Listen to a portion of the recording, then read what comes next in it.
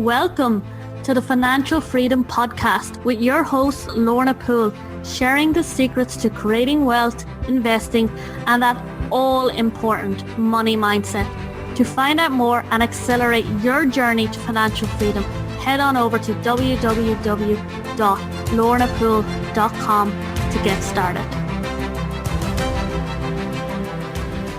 Welcome, everybody. Welcome to Financial Freedom Podcast. My guest expert today, Dr. Wendy Labat.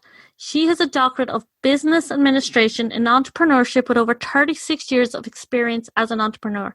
And she's going to share with you 6 obstacles to optimize your financial health. She is the CEO of the Financial Cures, LLC, and a creator of the Financial Cures System, a program that empowers people to diagnose their financial health, take control of their finances, acquire proper protection to prevent financial ruin, create a financial legacy, create generational wealth, and enjoy financial freedom to live the life they desire. Wendy, great to have you here. Great. Thank you for having me. I appreciate that. How are you today? I'm good, thank you. Okay. So you help people create generational wealth, financial legacy, actually protect themselves, which is huge. What are the obstacles, or what do we need to be thinking about to make this in one lifetime?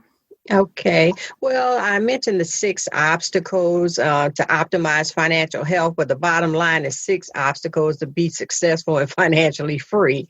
The first one is mindset and lack of knowledge, because if you don't have the right mindset, whether you're doing, exercise or losing weight or anything that you want to achieve in life, you have to have the right mindset.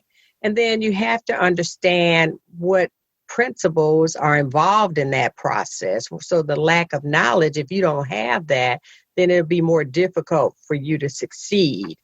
Then the next thing is taking control over your finances. A lot of people make good money, but they have no control over their finances. Instead of strategically planning where their money goes, they end up wondering where it went after the fact. And then proper protection, that's so important because your health is your wealth. Generational wealth is built from, proper protection. And, I don't know my story. I'm a breast cancer conqueror. And because I had the proper protection, I wasn't financially ruined. And then the next obstacle is tax codes and laws. A lot of people think, okay, I got this 401k, IRA, 403b, and they don't realize those are tax codes. And, you might get a break when you invest in that initially, and that's like using a tax-free seed. But when you pull out the money or your harvest, you pay taxes on it. And people don't understand that until it's time to pull it out and they got this big tax, liability. And then the tax laws, they've recently changed and they've impacted, especially the middle class and employees, where a lot of things that you used to get deductions for are no longer available. So you have to really plan for those changes. And then you got the investment losses, market risk, and the global economic impact. And we're experiencing that now with the global, pandemic. And say that again, right? Is this like your 5th obstacle? This is my 5th obstacle, yes. What is that again exactly? Okay, it's investment losses, market risk. Market risk, and the global economic impact. We're in a global economy, so what happens in China affects us in the U.S. So a lot of times we kind of, blow over that saying, I'm in America, I don't have to worry about what's happening overseas, but you really do. And you can tell if you have a 401k or investments in the market, how they've tanked in the last few months. And the final thing is just as important as the first thing, which is, taking action. You can't just plan something. You have to implement it and execute it. So a lot of times people have these, fancy plans, but they don't implement them. They don't execute them. So nothing's going to happen. So you have to do that. So those are the 6 obstacles that I find that people, run into when they're trying to, increase their wealth or, get debt free or, build that financial legacy. I love what you've just shared, Wendy, because to me, as somebody who studies this and is currently at the beginning stages of this, these are the core areas to make it work. Yes. But I feel a lot of guests come on here and they don't know it, or they don't. A lot of people are wanting financial freedom, but they're not living it. Yeah. And I haven't asked you this, but from what you've given me here, I presume you're living it. Mindset, huge. Knowledge around creating financial freedom, like where to invest, your portfolio, how to set yourself up to invest, where does your money go, how you're managing your money. That's huge, and all that, taxes, all that, control over how we manage our money to, as you said, you survived breast cancer, and perhaps if you had not had the financial, your financial house and structure in place, you might not have had it to help you. I'm sure that helped you a lot, right? Yes, but the main thing that helped me was the proper protection, because I had 5 surgeries and all the scans and tests that you could have that totaled, a little over $300,000, plus my chemotherapy bill was $67,000 every 3 weeks for a year. And I don't know about you, but that could have ruined me financially. But because I had the proper protection, my health insurance paid all the medical bills, all the chemo bills, and I had additional supplemental coverage that gave me a multiple 6-figure tax-free shot in the arm. So I didn't have to worry about money. I was able to, focus on my recovery, and that makes a difference.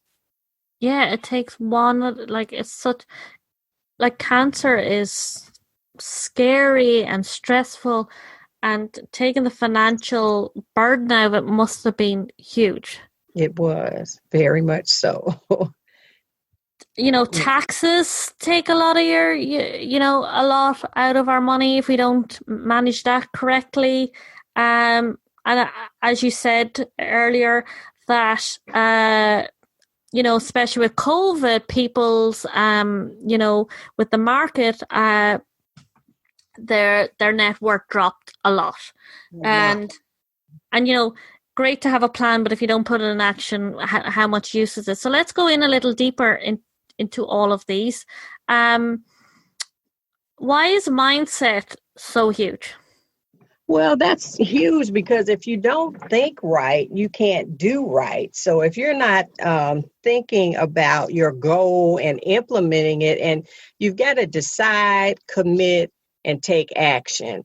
And if you're not doing that, say that again. That was really good. Decide, commit, and take action. Was that right? Take action. That's the key. Yeah, that's the mindset you have to have. You have to decide, I'm going to do this, but just making the decision isn't enough. You have to commit to that decision, and then you have to take action to implement that. So, faith without works is dead. So if you're not doing those 3 things, then you're not going to accomplish your goal. Lack of knowledge. What are we talking about exactly? What do we need knowledge in? Well, knowledge in how money works. A lot of people don't understand how interest compounds. They don't understand about indexing when it comes to, making your investments. They don't understand the difference between understand what I call the vital signs of your finances, which are your income, expenses, and spending. And a lot of people say, okay, I know my income, I know, my expenses, but they don't even factor in the spending. And that's what really kills the budget. That's what kills your finances. Because, you can take out that card and swipe and buy whatever it is, you think you want to buy just because you have the money on your card. But when you look at it, one of my clients, I give everybody a spending challenge. And he took the spending challenge and he said, Wendy, I'm spending $800 a month eating out. And it wasn't that he couldn't afford it, but it was like an aha moment for him saying, I could do something else, more productive with that $800, like reduce your debt or, make an investment or increase your insurance coverage, a lot of things that he could see a real tangible or a futuristic benefit from. But eating out, it's like, he could have paid his car note with that, and it was an aha moment for him. And then there are a lot of people that don't have the kind of resources that he had that are spending that kind of money. And then they cry the blues that they can't afford to pay for health insurance. So, that's the kind of knowledge and understanding that helps you build the discipline to implement whatever your plan is. I absolutely agree with you. And I think that's huge for me. It's not something we think about when we think about creating financial freedom, but the spending part is a huge part of, because we're pissing our money away on things we shouldn't be, when it could be used to build our net worth, or clearing debt to free up money. Like, it's just massive. So I'm glad you brought that up. Control our finances. So this is how we manage. So what does that look like, Wendy? Well, there are a number of things. I, get my clients to take advantage of what they do every day, make that, activity that they do every day, work for them. I get them to get involved in rewards and programs, loyalty programs, cashback programs. And I tell about a situation. I'm a member of everything I do. I'm part of their loyalty program. And I'm a Marriott person and I'm a Southwest Airlines person. So I went to a conference, I stayed 7 nights in Chicago at the full service Marriott. It wasn't one of the brands like Spring Hill Suites or anything like that. It was the full service, luxury Marriott.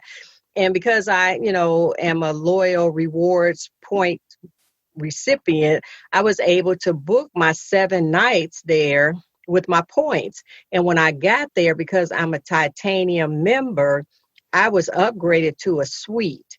And because I was a titanium member, I got to eat in the club room for breakfast. They had the smoked salmon and quiche and fresh pastries and fresh fruits and all the, fixings that go with it. And if I would have tried to eat that in the restaurant downstairs, it would have cost me like $40, $50 a meal just for breakfast. And then in the evening, they had the hors d'oeuvres and the drinks and things, that would have cost me, again, $40 or $50 in the restaurant downstairs. So my flight would have cost about $500 to go from Atlanta to Chicago round trip. But because I'm a loyal Southwest Airlines, rewards point recipient, I ended up paying $5.60 each way to, for my round trip ticket. So instead of paying $500, I spent $11.20. And instead of spending $550 a night at the, hotel, I got it for free, and saved, the additional $50, $60 for each meal, by eating in the club room. So that trip really literally cost me $11.20 for my airfare, and my hotel and all of my meals were free. And the whole trip would have cost maybe about, almost $5,000, $4,500. Yeah. But I don't know about you, but I was able to do some things with that $4,500. But that was just one trip. Imagine, I'm a speaker. So being smart with your money, right? Yeah. And not just your money, just being able to, accumulate the points. I tell people, I'm an American Express card user, and you can build those points up as well. And, I'm able to go to Home Depot or eat at Ruth's Chris Steakhouse because I can convert those points into gift cards. And that's money that you're saving, but it's also money that you're making, because if you don't have to spend it, that's more money in your pocket. And, that way of, handling your finances really helps reduce your expenses and increase your income. Reduce expenses, increase your income. Absolutely. Now, the protection. What protection? Health insurance, life insurance? health insurance, life insurance, making sure that your money is protected, not necessarily just, insurance on your money, but having your money in a product where you're going to maximize the return and eliminate the risk and minimize any tax liability. So that's the proper protection on your finances. Now, on your health, a lot of people say, okay, I've got health insurance, but there's a difference between owning health insurance and using health insurance. And, some people want to be cheap on the premium and have these high deductibles and high, co-pays and max out of pocket because they don't think they're going to get sick. But if you have a $10,000 deductible, you're self-insured until you reach that $10,000, point threshold. Now, my philosophy is, pay a few dollars more for the premium, reduce those out of pockets and the co-pays and deductibles, because even not just with health insurance, but people do that with their car insurance, with their homeowners insurance. And when you have an accident or if you get sick or if something happens to your home and you got to come up with $10,000 or they deduct that from what they're going to pay you, that makes a big difference on the money that you have to put out. So, you have to really understand how to structure that, how to get the right coverage for the right amount, just because you're paying a low premium. Where do people get, people with insurance, they get confused. So a person selling it to you, they're going to tell you what you want to hear. So where does somebody gain the knowledge or get kind of wise around that so that they do, as you say, buying insurance and actually having to use it can be two very different things. So how does somebody set themselves up that they've got quality insurance? Well, you have to, my clients, I take care of them. So I educate them. You have to learn it. And your agent should be the one telling you those things. And if they aren't telling you, and you need to ask those questions. You need to ask, how much is it going to cost me if I, have to go to the hospital? How much is it going to cost me if I have to go to the doctor? Those are questions you need to ask as a customer, but it's your agent's fiduciary responsibility to explain those things to you. And, everybody isn't going to do that, but that's what I found with my experience. And I guess, I just want to be, have integrity about, what I do. And I think that's why God blessed me with being protected like I was, because when I got the coverage I got, it wasn't because I was looking at my personal, financial planning. It was because I didn't want to be a hypocrite with my customers trying to sell them something I didn't have myself. Now, I had a colleague who is in the insurance business now, and he got diagnosed. He went for a physical and got diagnosed with kidney cancer. And I told him, I said, I'm sorry to hear that, but I'm sure you're going to clock some dollars, because I just knew he had all the coverage that we had been selling. And he didn't even have health insurance. So it's like, what? You're in this business and you don't even have health insurance, let alone all the other supplemental coverages that would have really benefited you while you're going through this treatment. So, that's what I'm talking about, is being able to have someone that's going to have the integrity to let you know whether it's a good fit for you, because just because you want insurance and you think you know what you want, it's my responsibility as your agent or your financial strategist to let you know that's not the best thing for your situation. Well, basically, you just have to, get someone, you have to ask the questions, and then you have to, get someone that's comparable or competent, get someone that's competent that's going to have the integrity enough to tell you, no, that's not a good fit. So that's, it's both responsibility of the agent and the customer. It's the agent's responsibility to see what your situation is and provide the right formula for you. And it's your responsibility to do a little research and say, look, this is what I want, but it's not necessarily, what they have to be open to other options, because what you want may not necessarily be what's best for you.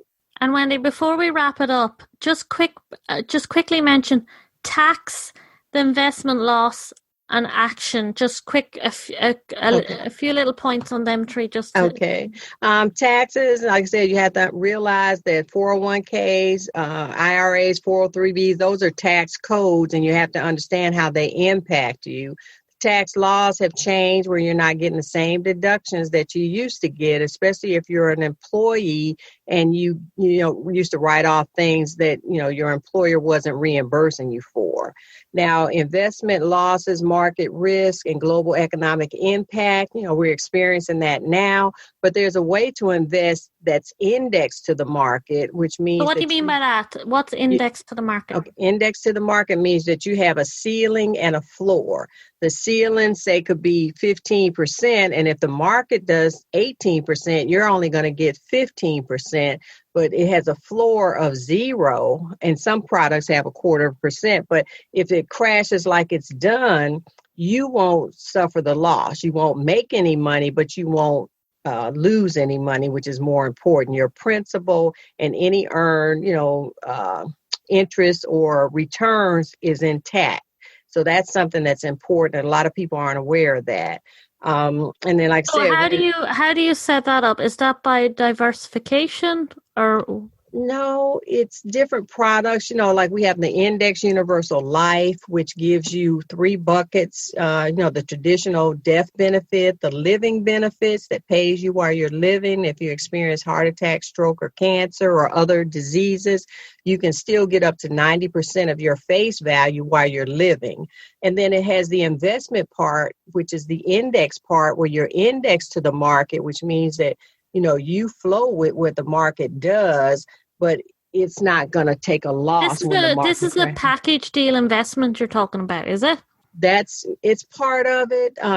We've got other products as well, but the key is indexing. Whatever you get it indexed to the market. These are products that you have, is it? Yes, it is. It's products I have available, and it just depends on your situation. Like I said, there's no one, size fits all. But, like I said, you have to realize that what's happening around the world is impacting us. The pandemic is a perfect example of that. But then you want to take action. You can't just sit around. I've got clients that I, talk to about, making that change and taking that 401k or IRA and put it into an index product. Some of them took advantage of it and some of them didn't. And the ones that took advantage of it when the market crashed, they're like, dang, Wendy, I'm so glad I, took your advice. They didn't lose any money. But the ones that didn't, they're like, dang, Wendy, I lost 15,000, 20,000. It's like, well, I tried to tell you, So you got to move when the time is right. You can't just sit and ponder over it. You have to move when the time is right. Well, they say with investing that there's 2 things I want to say just very quickly is I think it's Warren Buffett who says it, that you have to be prepared to lose 50% and be okay with it, because that can happen in a lifetime of your building your retirement fund, right? Mm-hmm. Well, yeah. I mean, if you're not indexed, yeah. But if you don't want to plan to lose, but you have to be realistic. And there is a chance if you don't put in the right product. But people get very nervous when things go wrong. So how do you give them the confidence to stay with it? Well, you explain the benefits and how the growth will go and how they won't lose when the market crashes. Like I said, you may not make any money during that time, but more importantly, you're not losing any money.